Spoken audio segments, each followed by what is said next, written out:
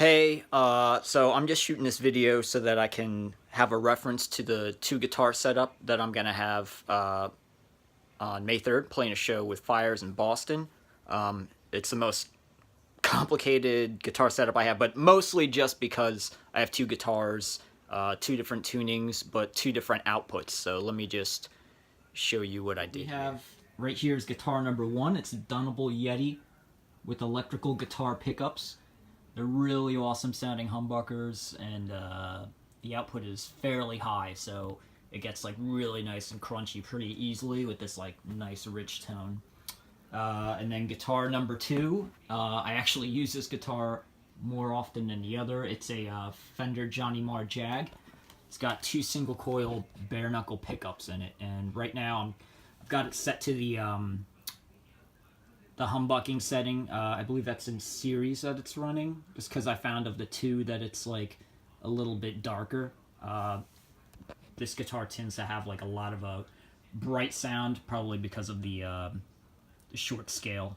And okay, let me show you what I got these running into. You can see there's a really nice seafoam cable on the Dunable and a really bright, nice pink cable for the Jaguar. And what's going on is that they are both running into this Morley ABY switch. So all I have to do when picking up the guitar... Oh yeah, I should probably note, they're all running into this 59 reissue Fender Bassman. That's what I'll be using for this show. Very loud. Okay, so they both run this ABY switch, so all I have to do is come the time to, switch guitars. I put the one down, pick up the other, hit the switch, and then the setup is good to go. The problem I was having is that because the Dunable, while sounding awesome, is so goddamn loud, I need to use this noise gate so that when I'm not playing anything, you don't just hear this hum. So what happens is everything is essentially going to be running into this, but then when I switch to the Jaguar, the output is so low, and I didn't really want to go and start fiddling with like volume levels during the middle of the show. I wanted to try to keep everything kind of consistent. So my solution to that was to add this EQ pedal.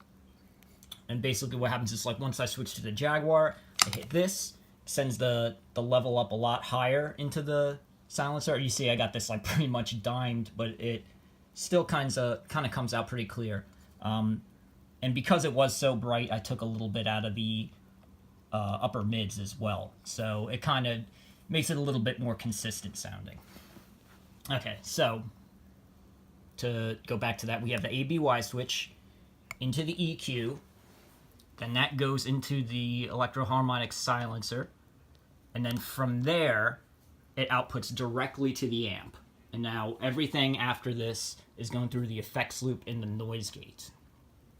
Okay, so from there, I'm going into this Wazacraft chromatic tuner, and I have the buffer set on just because there is so much cable. I thought that like maybe this will preserve some of my signal, you know what I mean? Because it is a lot of cable and probably would pull a lot out of the high end anyway.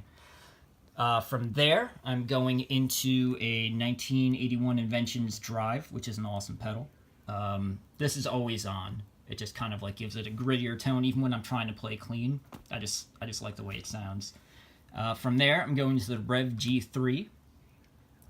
That's like my distortion pedal, and it is fucking nasty. It's really good. I love this pedal. I only just recently got it, but I usually just use a lot of overdrive and turn that up, or sometimes fuzz, but this is really like an awesome distortion pedal. From there, I'm going into the Walrus Julia, which is a chorus pedal. I just like that when I'm playing cleaner tones. I just like the sound of it. It's really nice. From there, I'm going into a Meris Enzo, and I have this running on dry mode. This is a synth pedal, but it also has a lot of great modulation features in dry that I really like. So that's the only thing I'm going to be using that for in this show. Even though I initially got it thinking that I would use it more for the synthy sounds, it actually surprised me and definitely has like a place on like my regular board forever. From there, I have that running into this Electro-Harmonix Memory Man. I love this pedal, even though it runs on 24 volts and needs its own power supply every time. But this I have on all the time just for a slight like slapback echo, just to give it a little bit of room. From there, It's going into the Avalanche Run. You can see how fast that LED is rolling. I'm basically using that for like their sections with like leads and kind of post-rocky. So I figure I just turn this on and it gives like a really high mix of delays, and then I have a little bit of spring reverb turned on in the mix with a high decay.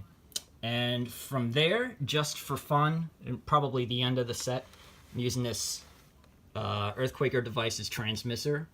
There's like this really crazy kind of resonant filter, kind of like a reverb.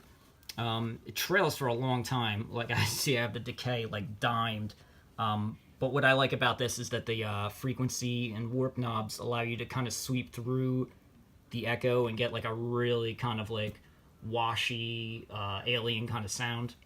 I usually have this on my regular board too. I pulled it off just for this because I figured it would just add something really nice at the end. Yeah, but that's my setup. Mostly for me, so I can see the knob settings, even though I'll probably have to adjust the levels depending on what it sounds like in the room. But, yeah, it all works.